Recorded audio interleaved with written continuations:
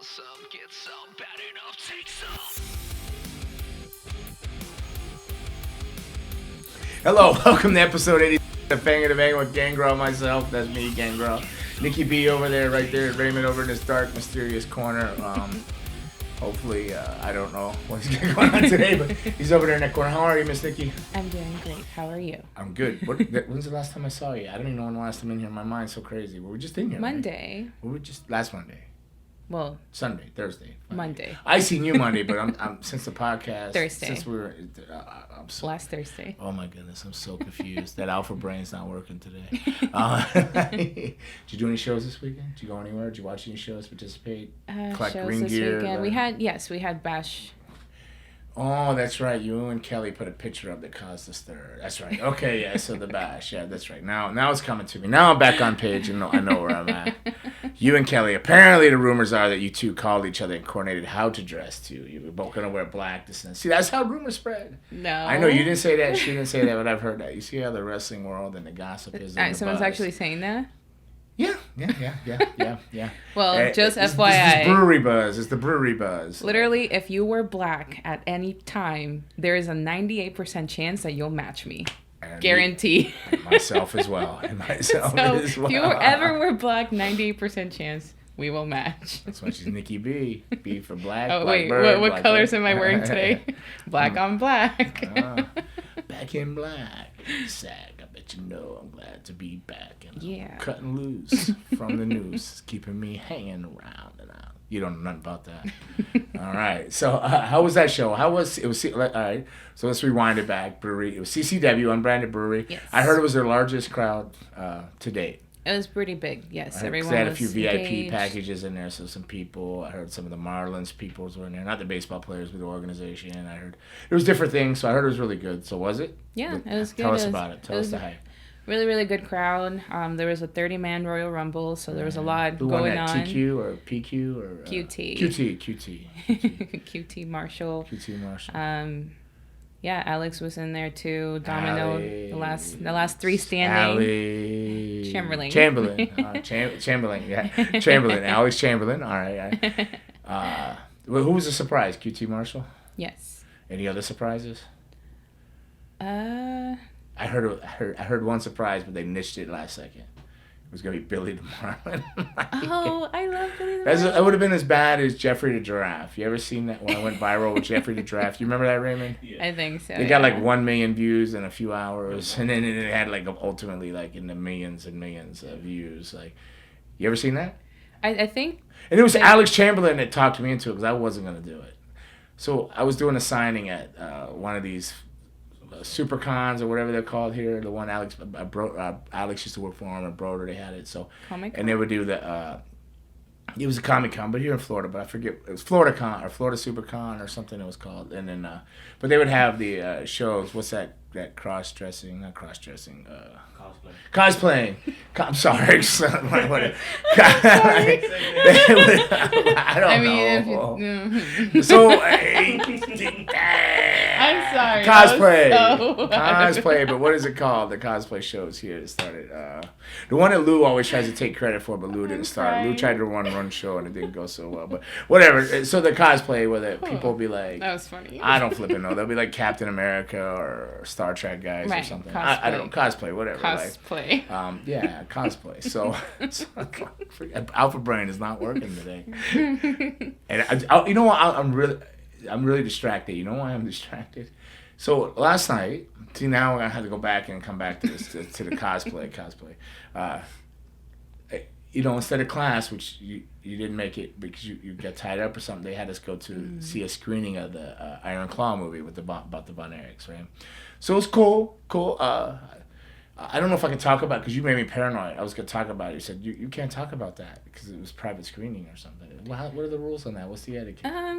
I guess it's like because the movie doesn't come out till the 22nd of December and, the general population doesn't get to watch it. You can't really how come Cisco and Ebert could talk about stuff? Remember those guys? Are they still around?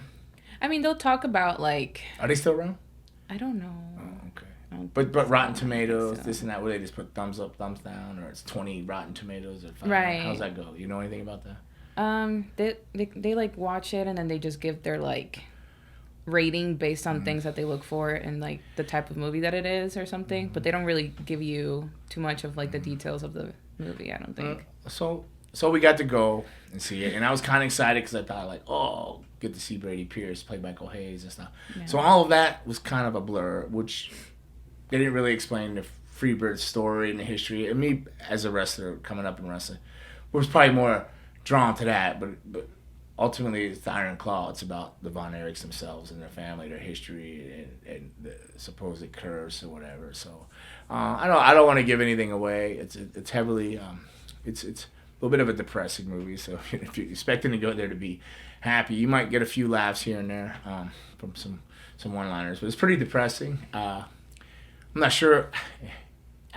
I conflict with it because coming up in wrestling within all that time and being in the business, you heard different stories, and then they've told them a different way, and to maybe put people in a better light in some way. So you kind of go, is that BS or not? You don't know, but I don't know. I didn't live in their family, and I wasn't in their family, so I can't judge it for that. But it was sad, but it was good. I think it could have been an exceptionally special movie, but there's just something missing. But I don't know what it is.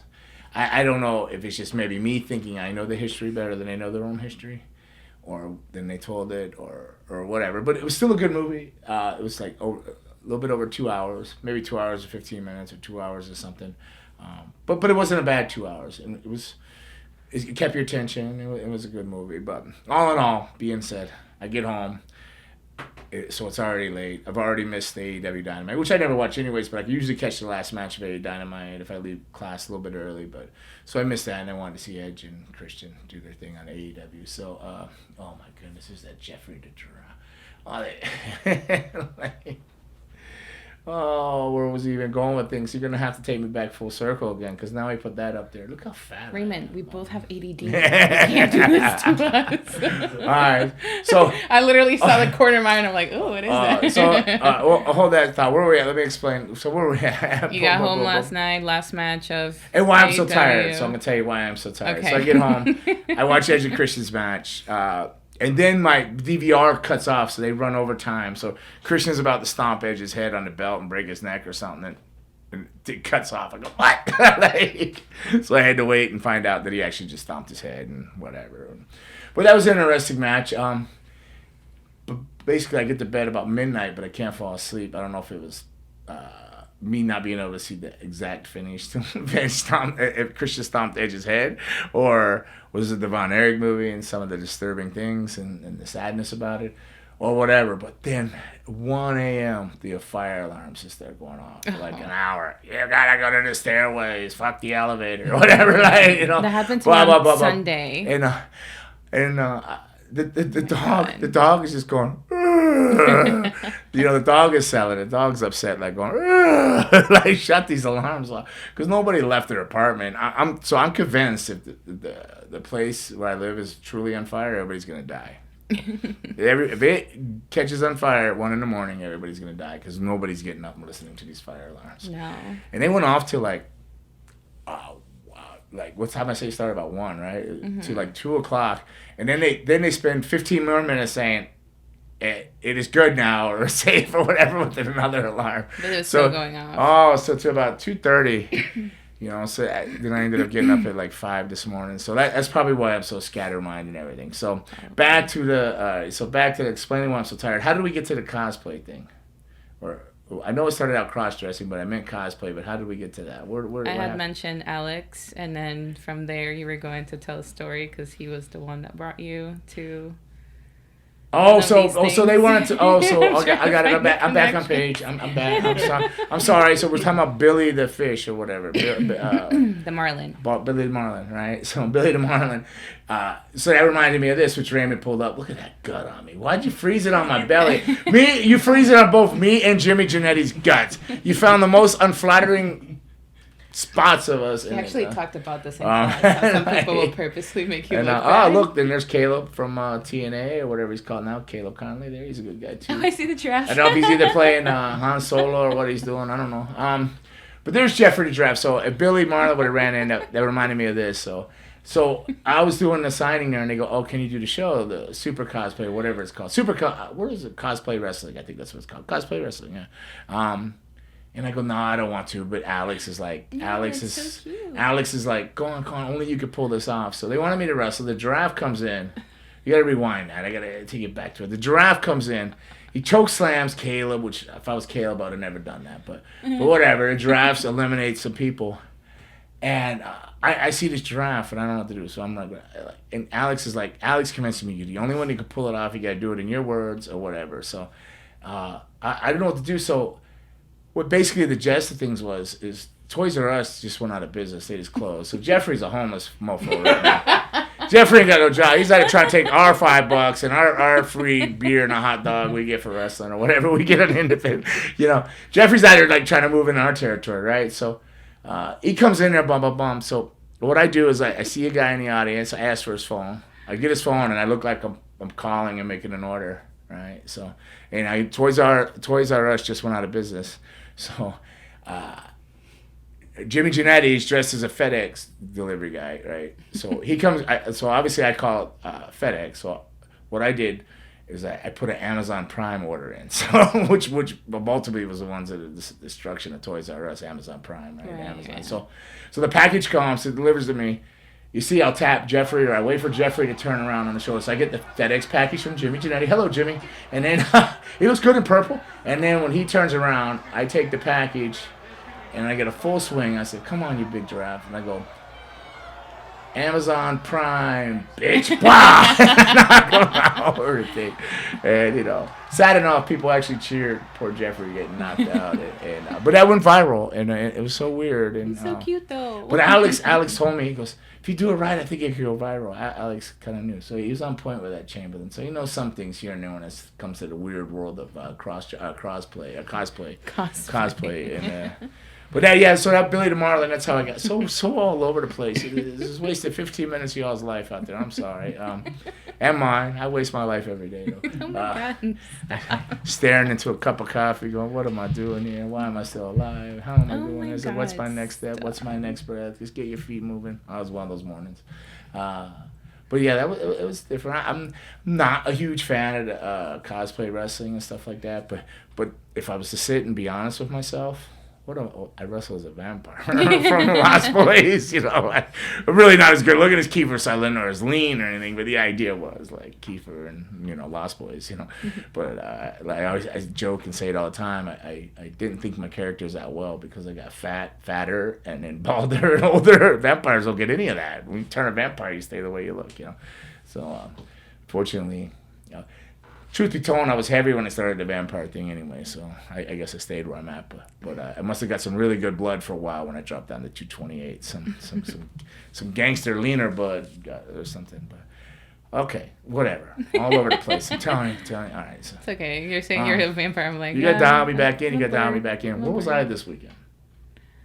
Did I wrestle? I'm sure I wrestled. You came back from Chicago on Saturday. Oh, Chicago. Oh, cool. Yeah. So I flew up, did a show in Chicago. How do I know? I tagged his entire schedule. I was like, I have on my planner. I'm going to start putting everything. It's like, okay, somebody's got to tell me because I slipped up. Where are you going today? Are you going to be class on Monday? Are you going to be class on Tuesday? Like, what are you doing this week? I don't do this very often, but I slipped up and double booked myself because Nelio kept the CCW and CWF. They're doing a taping in January 13th. I never wrote it down in my books. Like the dates, they gave it to me because I joked with him when he asked me could I work that date, and I said no. You have a planner, like an actual. Oh, I do it in my phone, right? But when he wrote me and he asked me to do it, I was like. And I looked and I saw it was Martin Luther King Day, so I said, I'll be celebrating Martin Luther King Day. I can't work. So I never wrote the date down. I just blew it off. I never wrote it down. And then somebody called me like the next day, "Hey, are you open this date?" And I said, "Sure." So I put them down, and then like a week later, they bought my flight. And I said, "What?" The only thing that alerted me to it was like it was basic economy, and I go, "Why would you buy me basic economy? You can't work with that fare." And so then I go looking at it, and I go, oh, it's Martin Luther King Day on Monday. I said, so it's not a holiday, but there's some. Then I go, oh, crap. CWF and CCW show, Port St. Lucie, or Kissimmee, and then the CWF show right here in the area. And I'm just like, oh, shit. And these guys just bought a flight. And I said, hey, man, you just bought that flight. Can you change it? And then they found out how quick you can't work with basic economy. Nope. Okay. The basic economy, that's why I don't deal with them. You can't change the flight. It's like non-refundable. Like, it's basic. You don't get a seat till you check in. You got to pay for your bags. It's their equivalent. It's how American and United, different airlines compete with Spirit. They give you this basic, bare bones economy, and it's like, yeah, you get a ticket and you get a seat, maybe, like, you know. So that's too much anxiety. So that's made for some problems. So I got to move some stuff around, but the people are very understanding and very understanding. So I'm blessed with that. But so apparently I've just been having some brain farts for the last 2 weeks. Maybe I've been thinking the alpha brain's working. Maybe it's just blocking me, making me think I think things are working. I'm just really naive to everything. Maybe it's some type of super mushroom. I'm just high. I don't know. I don't know. I'm so lost. But so I went back to Chicago. I went up, did a show, tagged with Zaya. I've known her since she was 4 years old. I'm not big on mixed tags and stuff because I'm an old school guy anyway, but it's not so much that. I just don't want to have to figure out how not to hit a girl or hit a girl in a match and stuff like that. So I guess I am old school in a sense. You know, you don't want to... it looks bad to your kids and other people if you see... You're hitting a girl, like, so, you know, I was the way I was raised, so I know in this generation, in this era, everybody looks at things different. Oh, you don't want to, women are not equal. Well, yeah, but, no, you know, should I go out and hit her, or do I go to jail? You go to jail. Like, okay, then. You know, so tell me how the law works, you know, so I try to follow how the law works. Like, well, I end up in jail, so... But I guess if you hit anybody, you end up in jail. Wrestling's wrestling. I guess it's entertainment, but as NWA found out when they did the cocaine spot, it didn't come across like people judged it different. So, but I guess you can wrestle girls. Guys can beat up on girls. I mean, Sammy Callahan did a lot of matches like that, right, Raymond? Yeah, he's not even paying attention. He's over there reading, checking his stocks and stuff for his next Germany trip or something. So I don't know, but it was fun to tag with her. It was see her all grown up in wrestling. She's living here in the States now. I know her from England. Her dad's Robbie Brookside. I've wrestled him Pond many times, and so I've known her, like I said, since 4 years old. I'd be sitting up watching some kind of videos with her dad at like 5 a.m. and she comes out, got to get ready for school or something. Like, whoa, who's driving her? Like, a little too many drinks or something. But but yeah, I've known her a long time, so that was really cool. And I came back home, and then on Sunday I did the Anthony Rizzo walk-off for cancer. So I met some good people, and some good stuff came out of that too. So it looks like I'll be working with them in the future, hopefully. Next year when they do their thing, so maybe there'll be some wrestling there. I don't know. But that was my weekend, and I don't know how I had to go around the world. I always tell you don't go around the world to what? Cross the street. But I went around the world to not even cross the street. I didn't go anywhere. I'm still sitting right here. But hopefully you gotten some rest, and you're dialed in, and you can reel this whole thing in. I don't know about the last month. I don't know what it is. I haven't not been able to sleep at all. No? No, I'm averaging 3 to 4 hours every day. You got love on your brain or something? Or are you just thinking about wrestling? Everything. I mean, Well, wrestling. Work. Car being broke down. It's everything. Yeah. A Elbow little bit of hurting, everything. Or whatever was hurting, or something hurting for a while. It was a bicep. Oh, yeah, my bicep was hurting, but it's fine now. It was just sore. Okay. Yeah. All right. Luckily. Now that we've bored you to death and the band's warmed up, we'll just get into the show then. There you go. Well, we got to... Oh, come on, Raymond. He always talks... Raymond is trying to get us canceled, so... Well, not canceled. He just knows I'm not a giant flan. Now I'm thinking of food. A giant fan of Ric Flair. Like I was as a kid. And they say never meet the people, your heroes, you know, or people you idolize or whatever.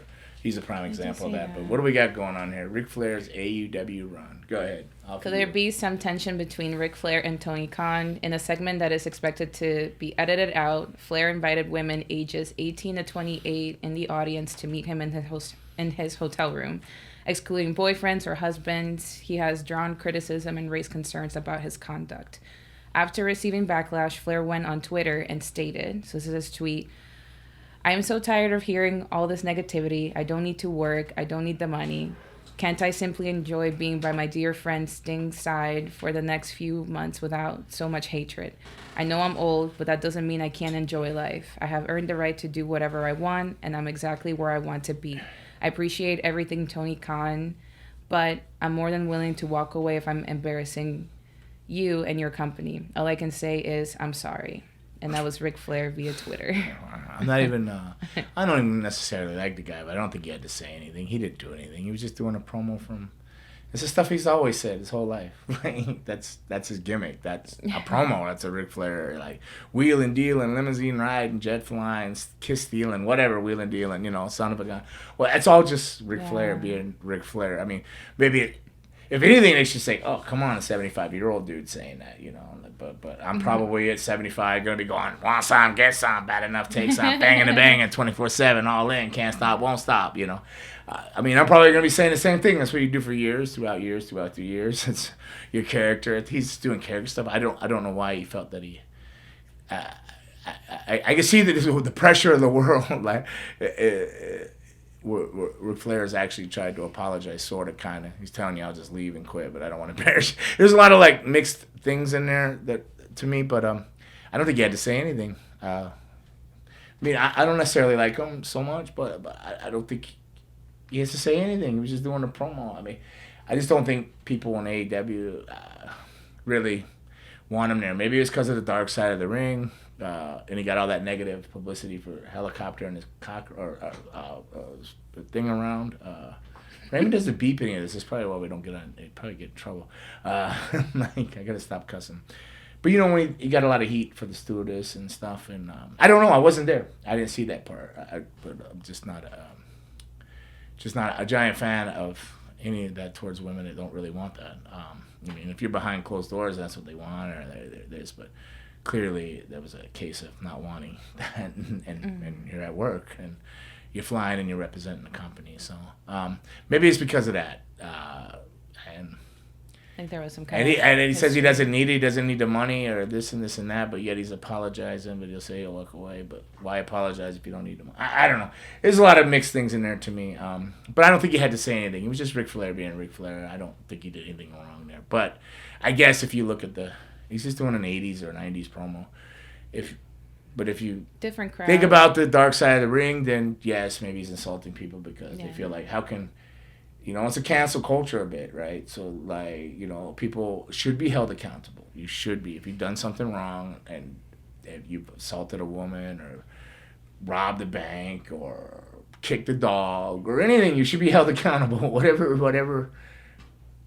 From this level down to this level, if you've done a crime or you've done something that's not a good thing, you should be held accountable. Accountable. But people make mistakes, and people can be truly sorry. People truly learn from stuff like that. But I don't know. That's just Ric Flair being Ric Flair, I think. But I think maybe because of the dark side of the ring, and maybe because the AEW crowd really doesn't want older people there. They're probably like, what the heck's he doing there? But the energy drink is there. Because if you see their show, you just see the woo, whatever energy drink logo. So, like, I guess they're paying the salary technically for Ric Flair to be there. So, I don't know.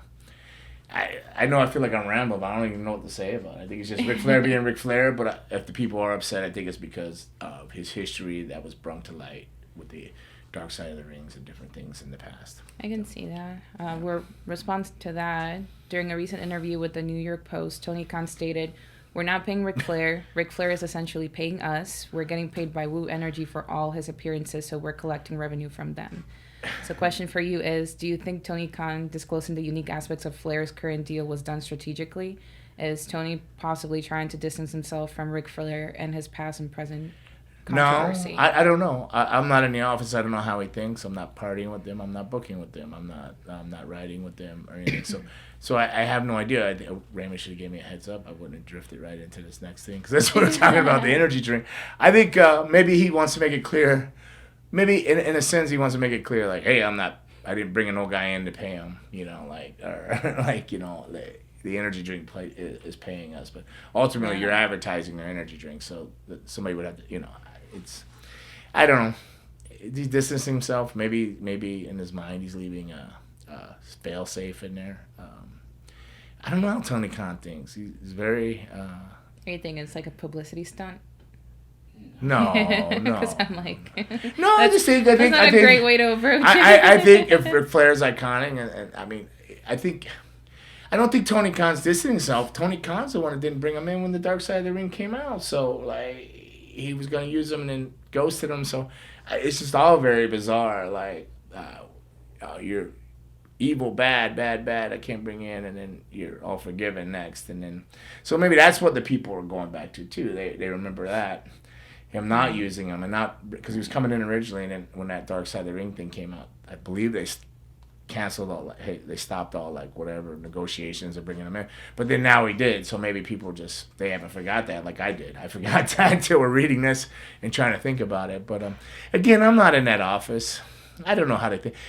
Tony Khan, he's different. Like, it's a different generation. He's grown up, in businesses, running his family with whatever industry they come from, bumpers or whatever it is, and then but also football teams and American football and English football, soccer and whatnot. So I mean, I don't know how he thinks, and you could just trade and people off and get rid of in and out of contracts there, and just. But pro wrestling's so different. I think he's still trying to learn and navigate himself. He's got a really nice boat, but every shark is like mega shark. Like that, what was that mega? Like mega, the giant sharks, the prehistoric sharks. You ever see it? Megalodon? Megaton or Megalodon? Megalodon or whatever. Something. 1 and 2. There's 2 of them now. These big ass sharks. Come on, they're gonna take down even their like. Teeth are like this big. They could take a little yacht down. So he's motoring around like Gilligan's Island out there, 3-hour tour, and he's got all these like megathons, whatever they are, these giant ass sharks swimming around. He's like, holy crap, I didn't realize they were so big and so many of them, and they're so angry, and they all got an opinion, and they all got an attitude, and it's pro wrestling. You start messing with these big prehistoric sharks, and then you're bringing in these big young stud sharks, and they all got their old school opinions, new school opinions, and you got your sights and beliefs, but you got this guy in your ear, but then you got an old guy telling you he's got to go this way, an older guy, a wiser guy. Oh, but then you got a visionary guy on this side, and then wisdom meets visionaries, and maybe the future is not foreseen the same way.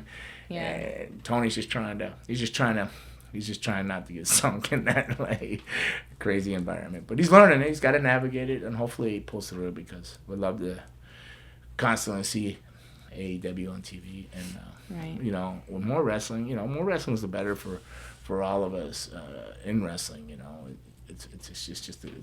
It's better, but hopefully he figures it out. So. And then we have onto another organization, WWE house shows coming to an end. Really? The WWE owner TKO has revealed that they are considering removing live shows from certain markets as part of ongoing efforts to cut costs. TKO COO Mark Shapiro stated, "We're going to scrutinize every dollar on production for every single event, every single one of these telecasts, and improve our savings." So first question for you is, will this benefit the wrestlers, giving them more time off, or will this affect wrestlers' income? Well, most of them are on, they probably all got guarantees and salaries. Contracts. And stuff. So who it will benefit is me, because they're going to go to less towns. The shows won't go so like, the independent, they got a better chance to run or bring somebody in, or somebody that was currently on TV, bring them in, head the card up, and draw that there. AEW, I would run my TV in the town WWE decided not to run to. I would switch towns up instead of going all these.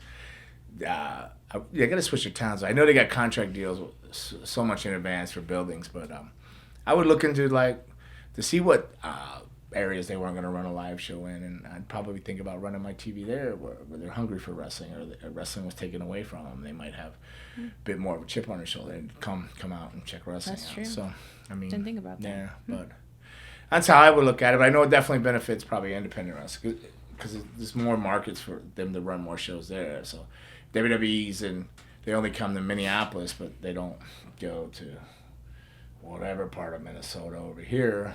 not everybody can get a ticket, and they can only get so many people in that building in Minneapolis. So you can run an independent show over there, maybe bring out a name that was let go, or somebody was still some value off of having a TV run before and draw and have a great show, so on. Ends up being more shows for the independents and stuff like that. So that makes sense. And another question: how important were live house shows back in the WWF days? How important? I don't know. They were just. I don't know how important. They were important to me because you got paid when you worked. Well, I mean, you had a contract, but you had a downside. But then you met that once you got your downside, then you started making more money on certain contracts. Now I don't understand. The contracts are all different now. So it's a whole different world out there now. But I think it's great. You just brought your brand in. You built your cities up. Yeah, they got to see local stars. I mean, I think house shows are good. Should I think AEW run house shows? No, I think they should just run TVs because they're not drawing house shows. But if you're drawing and you're able to not lose money on them, I think they're important to build your wrestlers. They don't really. You got to do TVs to draw on house shows. So you got to get over on TV. You do the TVs, you get over. Then you go on the house shows, and then they draw money. If you're selling out the arenas, they're important. If you're not selling out the arenas, then they're draining the company. So maybe. If WWE owners TKO reveal that they're going to moving to be house shows to the markets. Well, it's a certain markets, so it's probably where they're not drawing. It's probably where they're have a 15,000 seat arena and they're drawing 5. So flights, and this and that, and production costs. And so they're probably just going to cut where they're not drawing out. So still, if they're not drawing there, I mean, a smaller show could, So maybe AEW could go in there and do a TV in there and draw a TV. They're doing a house show there, but if it was a TV and you put hoop on and you go in there where people feel like they're being punished and they took wrestling away, that crowd would draw, and it would draw maybe people that wouldn't usually come, or again like independent wrestling. So yeah, I kind of talked in circles on that one, but it's just, I enjoyed house shows. TVs were work. It was stress. You had to be on point. You had 10 minutes to nail your entrances and get a story across and pitch your greatest hits and make them make sense in the right places at the right time. Or house shows that you go out there and you have 20 minutes to go out there and tell a story and just relax and have fun and enjoy your craft, TV's like business. A house show is like a peace of mind to me. Enjoyed it. You got to go to a different town. I love pulling in the dark into a hotel in an area I haven't been, pulling in the dark. And when I open my door in the morning going, oh, wow, there's a cow pasture there, or there's mountains, or there's a beautiful lake. To me, it was always like a magical surprise in the morning. Like, whoa, Christmas so morning. cool, it's so pretty. Wow, it smells like horse crap, but that's cool. Like, is those goats over there? Or, whose dog is this over here by my door? Or pitter pot, what budget you were on when you were traveling. If you had a tight budget, you stayed in hotels. The doors opened up to the parking lot. If you're on your budget was you make a little bit more money, you stayed in one. You walked in through the lobby to get to yours. And you had to actually take an elevator inside the hotel or pass somebody at the front desk to get to your room, which I enjoy those too. But I also do enjoy the ones where you open the door to the world and you're like, "Hello, America," or wherever you are. What's going on today? Oh, cool. I always enjoy that. I love coming in the dark and waking up the next morning and saying, oh, wow, I didn't even know, there's a gym right there. Or something, whatever. So it's a surprise, yeah. Yeah, every day was a surprise. Was it like Forrest Gump says, life's like a box of chocolates? You never know what you get. Never know what you get. So you come in the dark to a hotel, and you've never been in that town before, and you open your hotel door the next morning, you never know what you're going to get. Literally. You might get a homeless dude with a needle in his arm, but you might get a beautiful mountain scenery in the lake. You might just get a fresh country smell, or you might get a smoggy city. But whatever it is, it's always a surprise. So it's all all part of the mystery and the hoop-de-hoops and the loop-de-loops and the roller coaster ride of professional wrestling. Oh, you sent me some questions. Yeah. Q&A. Let's see. So we quit with the what's in the box thing. I don't know if anybody probably remembers that. You used to have a box of questions in it. Do you ever see that part? And I always like imitate. You ever see Seven with Brad Pitt? I looked right into that light. Okay, I see it now. You ever seen Seven with Brad Pitt? I did, like, when his wife's head was in the box. Yeah. He goes, "What's in the box?" box? What's in the box? That's how I feel about questions. I feel like I'm gonna see not you, Susan. Okay, we have a few. Somebody's head in the box. We have a few questions. So a few. That looked like 10 paragraphs. So he's only got like 10 minutes. So if they could choose those questions, bang them out. Because I'm gonna go back and start talking about Jeffrey again. I think Toys R Us is coming back too, right? Is Jeffrey making a comeback? I think it already did. Did it? After COVID, I think comeback, it's been. Yeah, I think they're around. Oh wow! They're still selling though. It's a slow rise, huh? And they're inside of Macy's. Oh, they're inside Macy's. Yeah. Also, they had to go. They got pimped out. Yeah, they're inside the third floor. So they have a pimp now, huh? Yeah. But basically, right? I'm just saying. Yeah. Macy's took them in under the wing and said, "All right, little giraffe, you can have a house here. Sell some toys for us, but we're taking all the cut, and you get nothing. You just get to say you're still around. We'll pay a few head of that." All right. First question. Okay. Regarding your time in the Brood, was there ever any talk of expanding the faction or taking the storyline in a different direction that didn't materialize?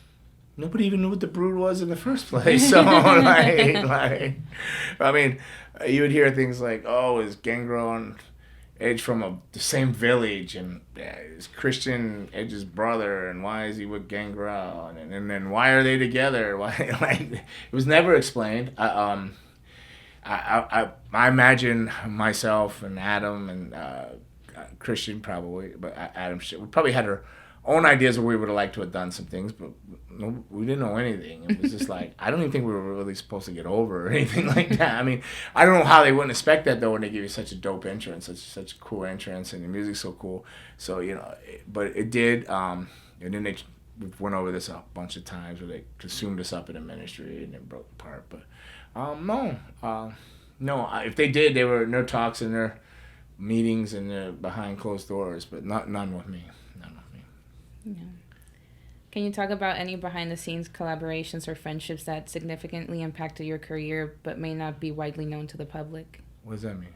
Yeah. Like, is there any behind-the-scenes either friendships or things that you did with other people that impacted your career and people don't know about? Impacted my career? Yes. Or just impacted me in my life and as a human being? Do I still talk to them or something? Because nothing really behind the scenes impacted my career, unless maybe the few scraps I got into, or almost scraps or something like that, maybe probably affected it maybe a negative I think way. we also talked about it in the last podcast where, you were talking about that the things you remember the most is just the in-between moments, not really wrestling per se, but staying at a house with all these guys and... The journey is the jewel.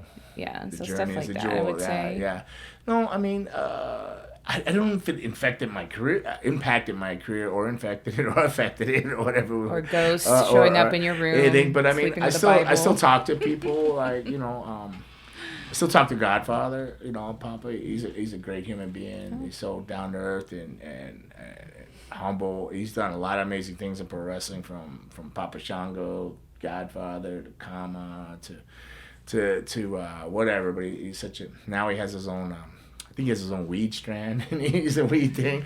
But he's still a great guy. I talk to him all the time. Great guy. I just talked to Kenny Shamrock yesterday.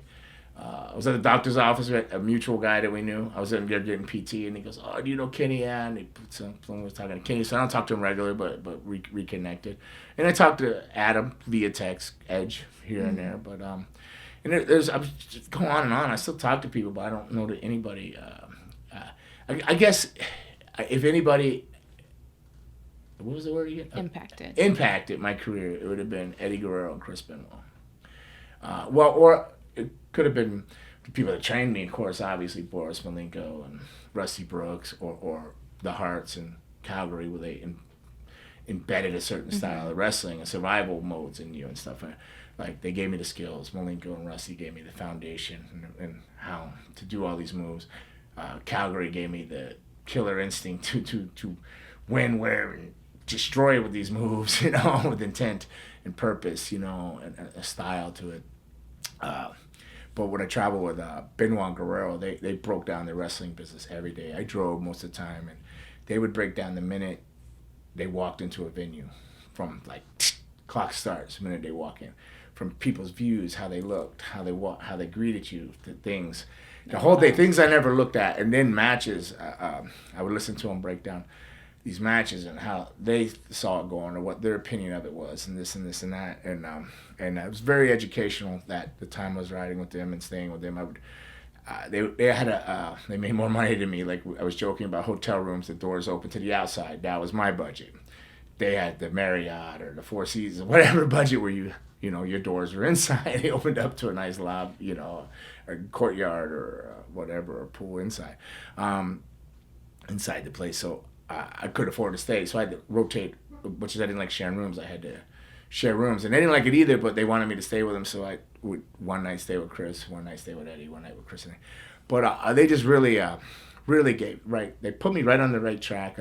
This is a business. You got to seize your moment now. You got all these opportunities, and they really drew me into where I would be like before. We talked about it last time. I'd go, oh, we need you to lose in a minute or something. I could do it in 30 seconds. They would like smack me in the head if I said that. They go, no, you got a minute, and you're gonna want to take a minute more, and you're gonna make the most out of that, and show me how to do that and how to attack in a positive way, or take any negatives and make it a positive, and just really attack pro wrestling with a positive attitude, and like that you get to wrestle, and this is your moment, not I have to wrestle. We went over that too, right?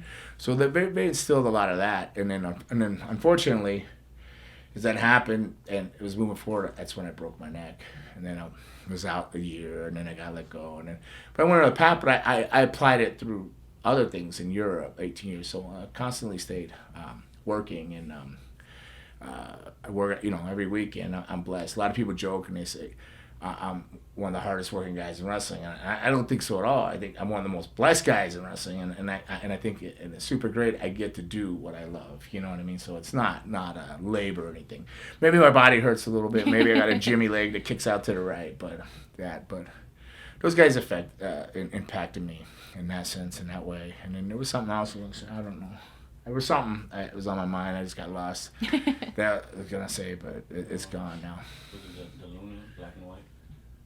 Well, Luna, yeah, of course. I don't want to overlook her at all, but yeah, she changed things where I saw wrestling black and white, no in between. There was no. It was either black or white. It was either things were gonna.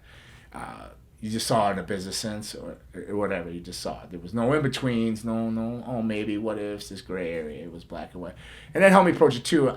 And I guess it's helped me survive a long time. But at the same time, it took a lot of fun away from it because there was no fantasy left. Right. And then between her black and whites giving me that survival thing, and then Calgary giving me those instincts, and Rusty and Boris Malenko giving me the foundation and stuff like that, and then carrying on with that, and then with Guerrero and putting all the, seize the moment type of stuff. Like it all came in different levels, and now I understand it all now. And I think these are some of the things I try to teach to you as young women and men coming up pro wrestling now. All the mistakes I made and all the little things I overlooked or took for granted, I try not to try to show you guys and to not do that. Yeah, don't do what I do, just do what I say. But it's not even that too. I'm just trying to save you a lot of heartache and tears and frustrations and some years.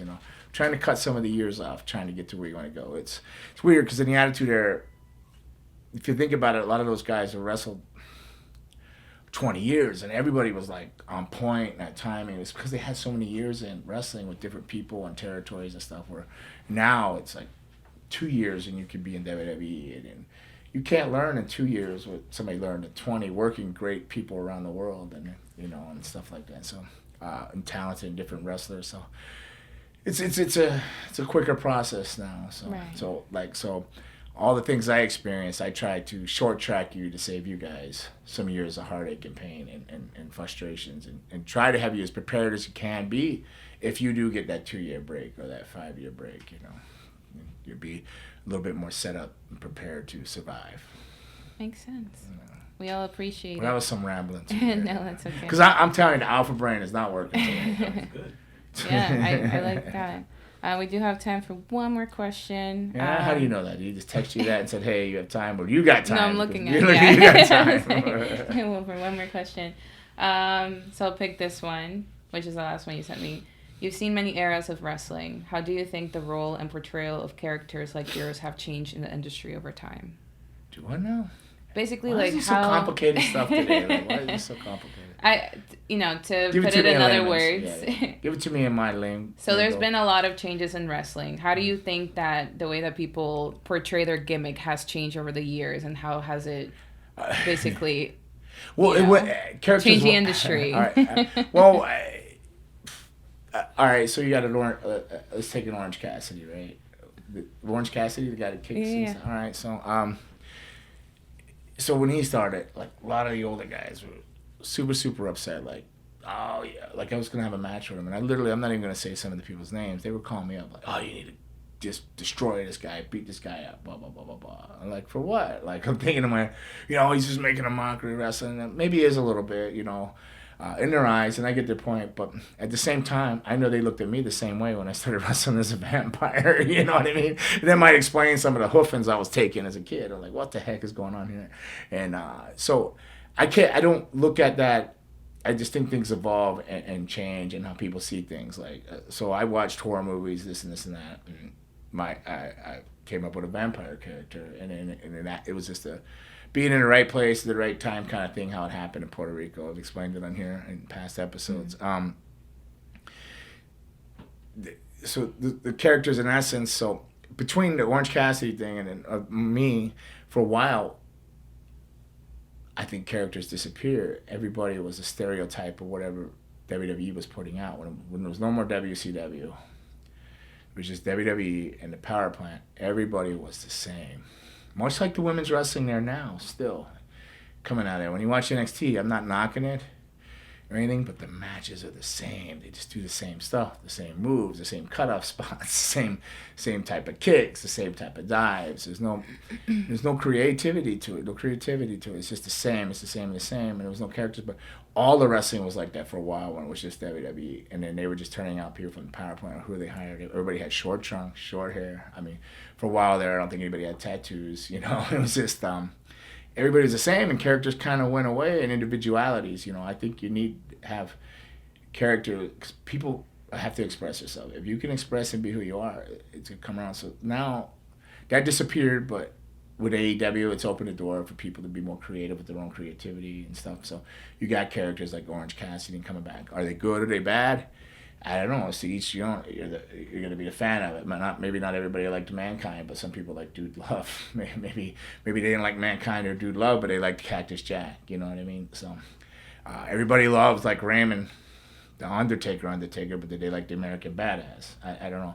So things change and evolve. People try different things, but for a while, all characters went away. So it was weird, and wrestling was.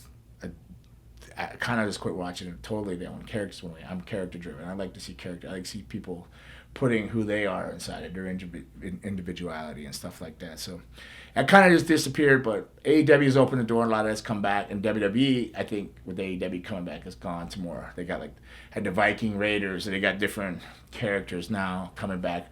Bigger guys that are heavier are getting pushed in whatever characters they came up with or something. So I think characters are important, and I think they went away for a while and they're coming back. And for me personally, that's drawing me back in to watch it because I enjoy characters. Even if it's the little dude that goes, sheesh. Even if he's like just another version of Kurt Angle, it's still cool. Or even if it's LA Knight, who's kind of doing The Rock and Stone Cold the same. It's still the characters coming back who's getting over. These guys are the ones getting over that are these character things. It wasn't the guys that came out with just the short hair and a certain body and a cookie cutter wrestling and stuff like that. So, makes sense. I mean, I know I drifted away from things, but I'm just saying, I think characters are important, individuality is important, and if you're not comfortable doing something, it's not going to come across well. But if you have a little bit of input, even if it's like 30%, it's your character, you're going to enjoy it more. But if you have 50 and 60, you're really going to put some work into it. And if it's like 90% yours, you're going to be all over the place. But nothing's ever going to be 90% yours in WWE. Forget about it. You just got to hope for 30, 40, and make the best of it. And no, that's a win. Yeah. Well, I was just rambling. Did I even take a breath there? No, that was actually on topic. Like very much on topic. But I mean, again, this is just my opinion and how I see things. Everybody's going to sit back and sit in a seat and see things a different way. Everybody likes different things, I'm a character guy. I like to see a variety of stuff. I agree. You know, if I go to a buffet, I want to see a variety of stuff. I don't want to see all chicken wings or just all shrimp or all prime rib. Like, makes sense. I want to see some fried wings, some shrimp and prime rib, and no maybe some woof chickpeas or some of that fancy stuff people call rice. It's not rice. No woof woof. No woof woof. No woof woof. Did Raymond send you that thing and then boiling the pit bulls? All right. I said, And Raymond, that was it. I said, Raymond, don't send that to. I I said, Raymond, don't send that to Nicole. He goes, too late. I go, oh my goodness. All right. So that was episode 87 of Fagging and Banging with Gangrel, Nikki B, and Raymond over there in the dark corner. We covered a little bit of, I don't know, lots of questions. Some Ric Flair, energy drink, Tony Khan, characters, this, influences in wrestling, what helped you, what didn't help you, black and gray, black and white with Luna, all over the place. And Jeffrey the Giraffe, Billy the Marlin, CCW, Bashy the Brew, a lot of cool things. So thank you for joining us. Want some? Get some. Bad enough. Take some. I was like, let's not get into the dog one, please.